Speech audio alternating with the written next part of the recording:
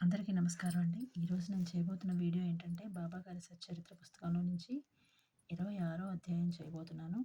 అందులో ఆంతరిక పూజ అనే ఒక ఆహ్, పూజా పద్ధతిని హేమత్ పంత్ గారు ఆహ్, అందివ్వడం జరిగిందనమాట. ఇందులో రాయడం జరిగిందనమాట.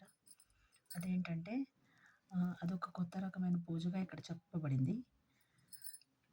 భగవంతుని పాదాలని మనం బాధతో భగవంతునికి మన కన్నీటితో ఆయనకి పాదాలు కడగడం అన్నమాట. అలాగే స్వచ్ఛమైన మన ప్రేమ అనే చందనాన్ని ఆయన శరీరానికి పుయ్యడము. అలాగే మన దృఢమైన విశ్వాసం అనే వస్త్రాన్ని శరీరంపై వస్త్రంగా కప్పడం అన్నమాట.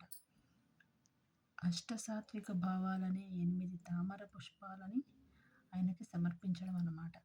ఏకాగ్ర చిత్తం అనే ఫలాన్ని ఆయనకి సమర్పించడం అన్నమాట. ఇవన్నీ చేశాక మన శిరస్సుని ఆయన పాదాల దగ్గర నమస్కారం, బొటనవేలి తగిలేలా నమస్కారం చేసుకోవాలన్నమాట.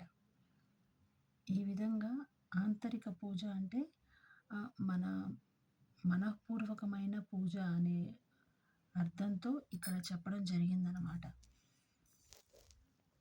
మన శుచి, శుభ్రత వీటన్నిటిని కూడా కొంచెం సేపు పక్కన పెడితే, మనం మనఃపూర్వకంగా భగవంతునికి ఆత్మసమర్పణ చేయాలన్నమాట.